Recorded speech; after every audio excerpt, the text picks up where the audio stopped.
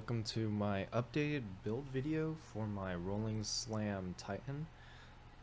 Today I've completely updated it from the video I put out about 2 weeks ago where I was still doing a lot of physical damage. One of the big changes that you'll see is that I've gone completely into using Avatar Fire to convert everything to fire. I've also removed my mana bar using blood magic, and I've significantly increased my HP, which I will go over. So without further ado, I'm going to go over the skill changes. So you can see with the skills that I do have level 27 skills. So this is from +7 on the hammer.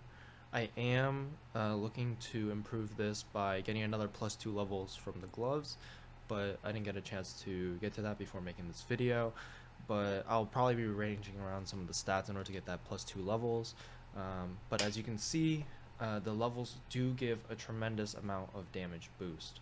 So with the support gems I'm using now, I'm still using Armor Explosion, Devastate. This is still really good for clear, especially now that everything is fire damage. It's just going to make all of that fire damage that Armor Explosion is doing just do even more. There's also Fire Infusion. This is just increasing raw damage.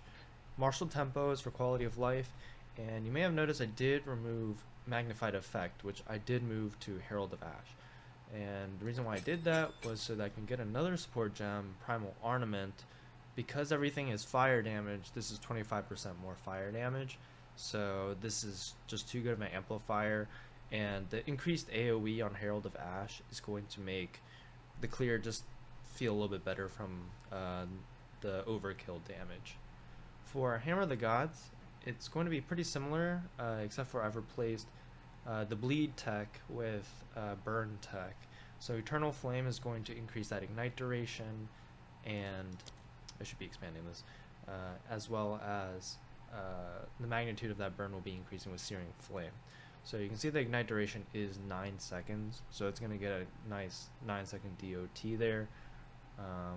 And that's where actually most of the damage is going to come from, because you can see the actual hit damage is going to be about 170,000, but it's going to be doing approximately like 80-90,000 per second over 9 seconds, so it's going to do a lot of that through DOT.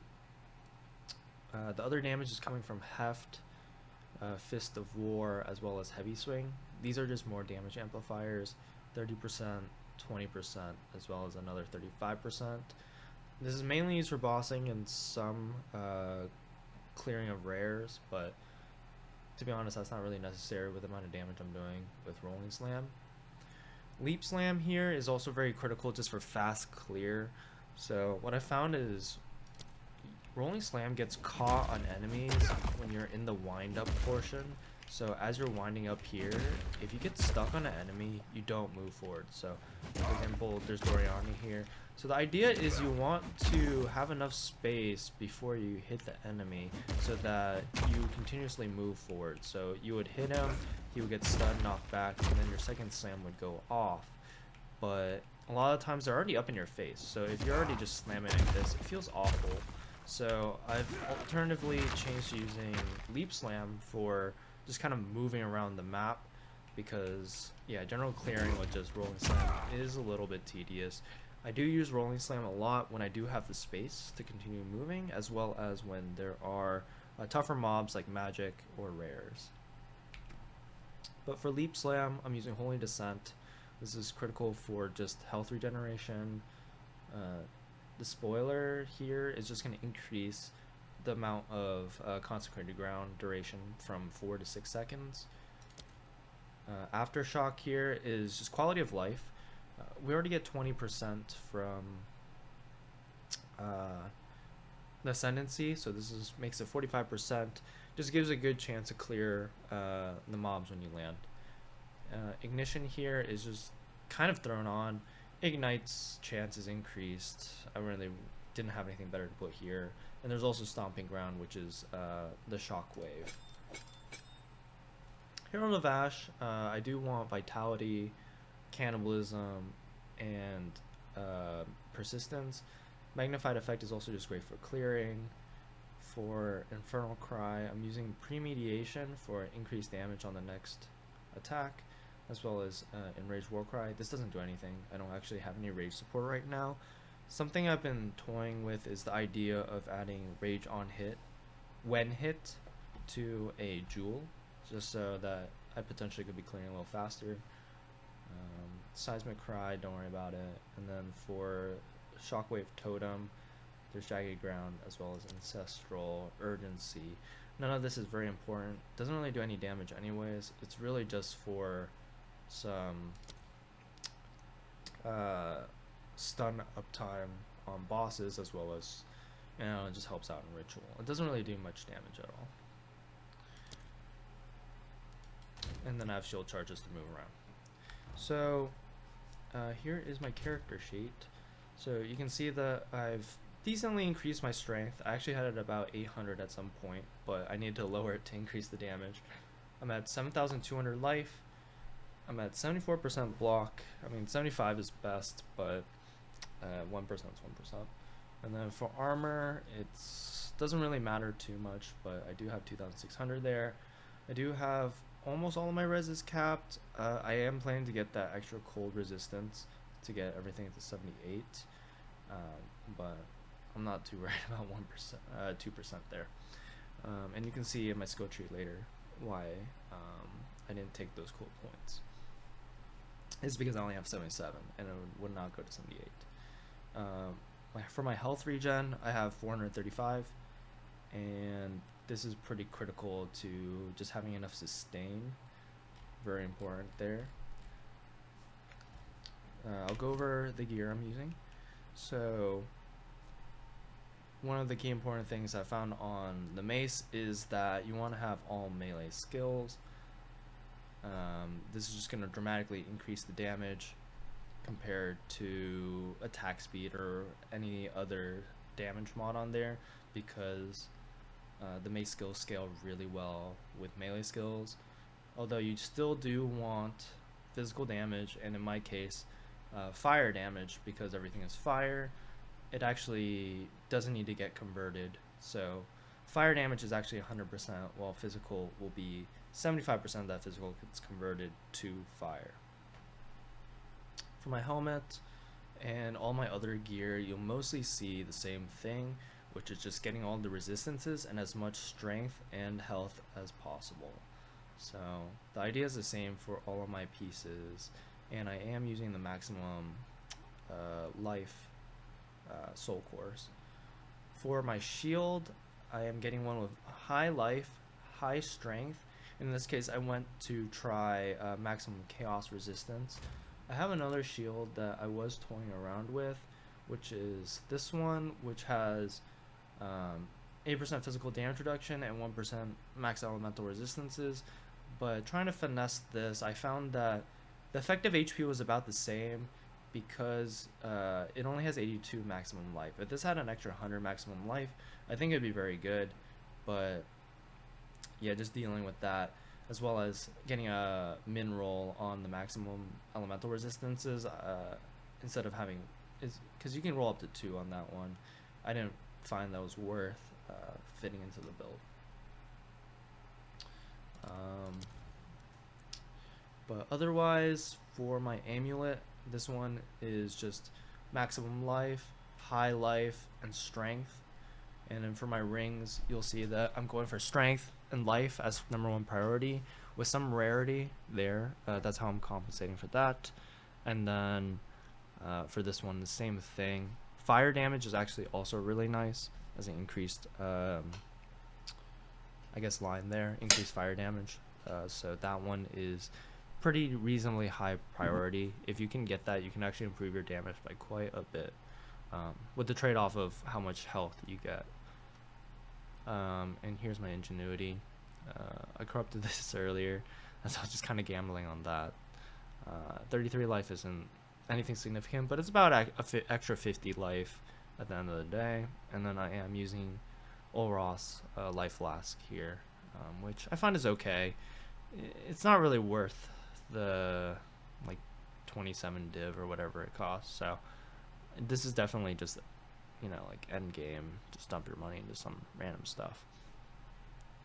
So with that being the gear, I'm going to go over the skill tree. So for the Ascendancy, it's going to be the same, using Earthbreaker as well as Hulking Form and Mysterious Lineage. I think this is pretty self-explanatory. You want the life.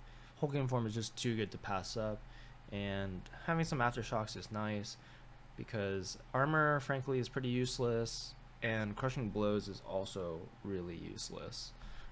Because Crushing Blows is, they have to be primed for stun, so you already have to like hit them once. So on the second hit, you know, you'll get the stun off maybe, which is pretty awful. But for the tree, I am pathing towards getting Burn Away. This is important for just fire damage and penetration. Brutal here is just a free 1-point node. I will show my fire penetration here. Let's see, should show right here. So I do have 59% fire penetration, and then on heavy stun I am getting another 20%. So it adds up to be 79%, which should cover most resistance maps. I'm then pathing here to get Burning Strikes. This is pretty key just for more fire damage. Some block chance here, grabbing the anchor here just for more damage, more block chance. So I'm gonna skip over those because I think they're pretty self-explanatory. Life here, definitely need Resolute Technique.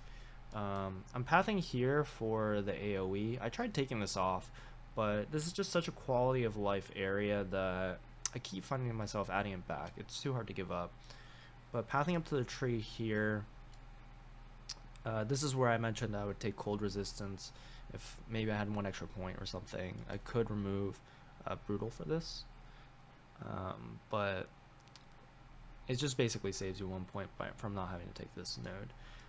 But going up here, the fire damage here is really nice, as well as you're also in the area here for Immolation. 3 points, or the points here are pretty self-explanatory. You definitely need the close range damage, and this is just more AoE, which is really nice. Pathing here for a Jewel. For Jewels, I mainly focus on fire damage, regen, block, and maybe maximum fire resistance or fire penetration.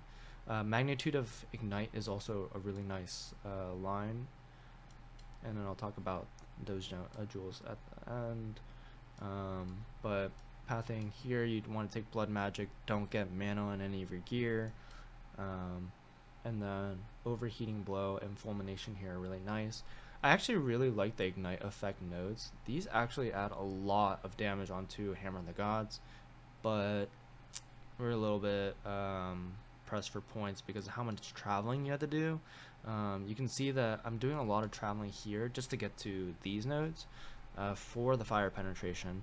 Fire penetration here is really nice. It gets you, what's this, 24 points, and then also increases the ignite duration, or chance to ignite, as well as damage on ignited enemies just for bossing.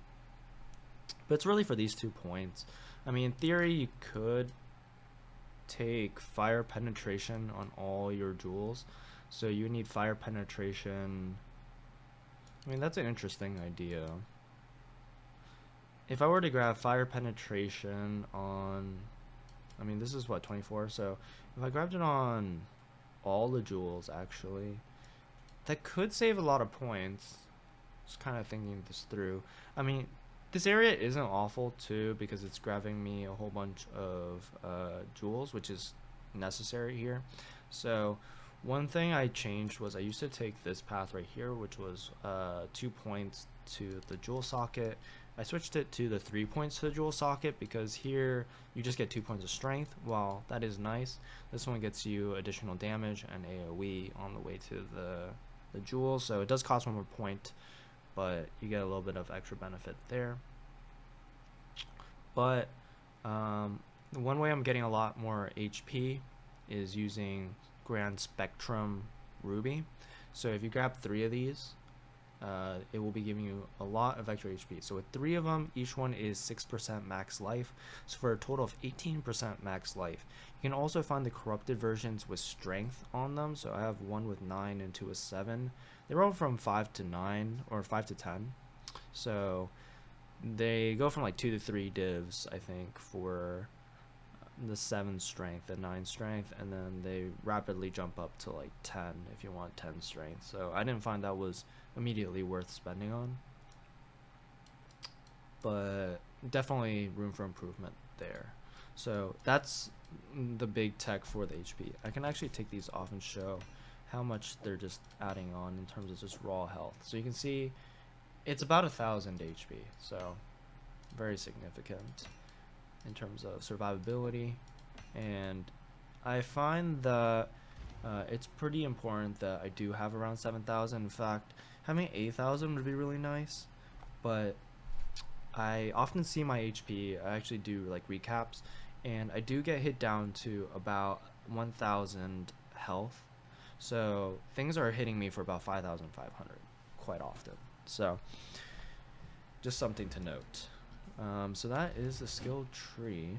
For my atlas, this is what I'm currently running. I switch between Remnants of Power and Local Knowledge based on whether or not it's a swamp or water biome in order to increase currency drops. But for the other things, just kind of like trying to increase as much of the modifiers as possible. I've only done 2 arbiters. I've found that arbiter is getting way too hard, and I'm not really gonna bother progressing further, since if you're not really farming them or farming him, it's really not changing very much there. Yeah, one of the key things I'm doing now is farming ritual with this build. I believe I've got like 4 audiences and a whittling yesterday with this tree here. So yeah, you do want to get a lot of pack size modifiers on your waystones and pretty much run them. So the nice thing about ritual is that you don't really have to do too much on your map. You can literally just pick any ritual and just throw pack size on them. Obviously you want to have the tablets that increase omen drop chance, but it's not really necessary. And what I usually do is combine the omen drop chance with a irradiated, because from what I've heard, you need to have a level 80 map in order to get the high-end omens. So that's just something to be taking note of. I'm not sure if that's true or not, but alright, so here we're gonna do a level 4 Xesht. Gonna give a pretty good showcase of the clear as well as bossing. So in the beginning, it's important to clear some of these guys just to get some extra timer. And then just kind of push forward here. Go for the rare. Let's proximity, so we'll stay here real quick. The rares get 5 seconds, so it's pretty important to kill them.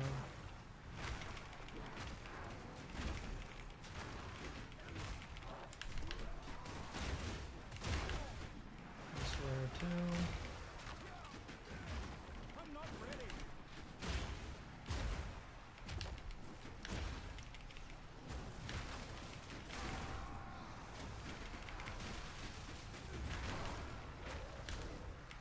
I want to kill it that hates. It has the ground that causes I think quicksand. So really nasty, just like slows you down a lot. So always make sure to get passing by. Check out this clump here. Decent time. Keep skipping these little guys.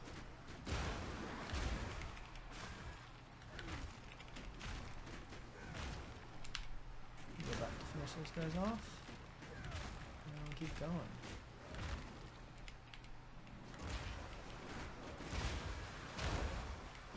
So a lot of them will be ignited as I'm just jumping on them, so they'll mostly be finished off as I pass them.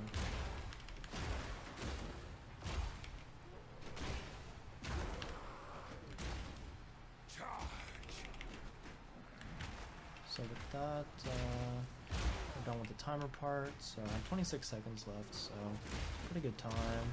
It's not a complete coverage for sure, but no real rush there. It's just important that you clear all the rares as you're going up. That'll be adding a lot of extra time, especially since it definitely should not take 5 seconds to kill a rare.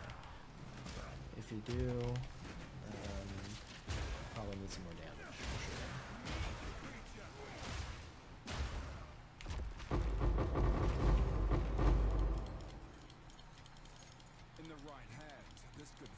Alrighty, so let's do the boss. I'm going to switch this back with Primal Ornament.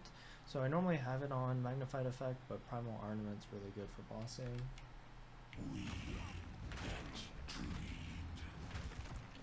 I'm going to prep an Infernal Cry into a Hammer of the Gods as it comes down. It has a really long stun bar, so it's really important just to get maximum damage here at the gate. Walk out of that.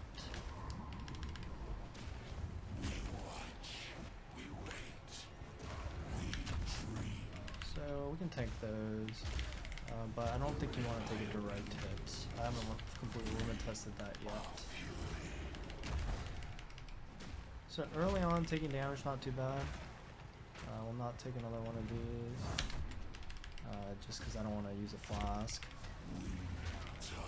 And then looping around here. Another Hammer of the Gods here. So this one you just want to roll behind him. Some extra DPS here. And then we jump. And down the totem. Just get some extra stun chance. So I'm just gonna start jumping around. They're not very good at tracking. You do that.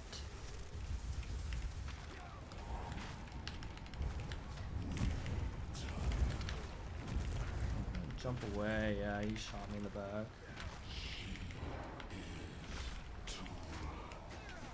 Here you can tank this one, so this one's really nice and easy.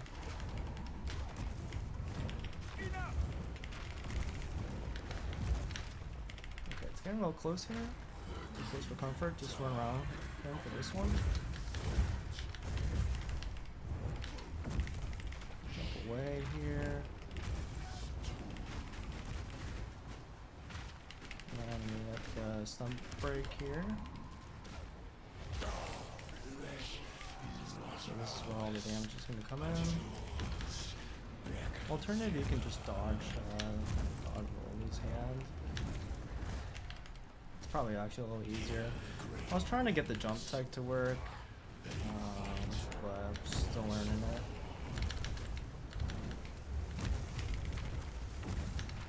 Okay, a little close for comfort for sure.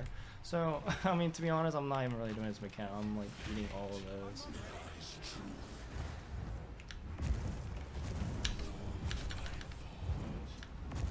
Dodge that one, pretty important.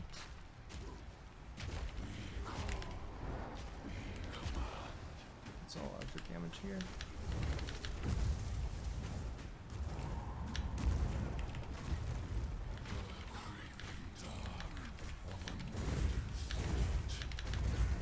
Yep, there we go.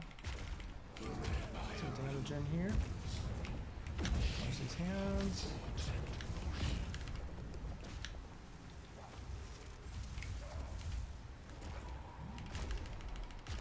Close.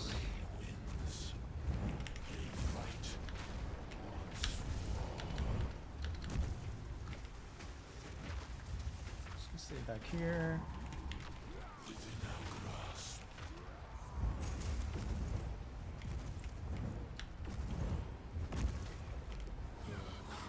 Throw this hammer just to finish him off.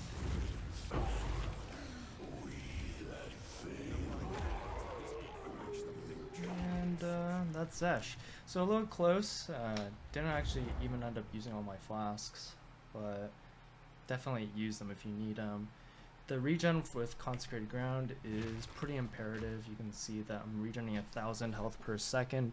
That's really just going to be putting me up as long as I'm not eating all of the hands. You can see I ate all the hands, or a lot of them, and then I also took, is finger gun. So I wasn't even really doing the mechanics very well. I think honestly that's why I was really close. But if you get a little bit better at doing Xesht, it's a lot more forgiving for sure, as long as you're just not eating all of the fists that are coming down. So, yeah, that's Xesht.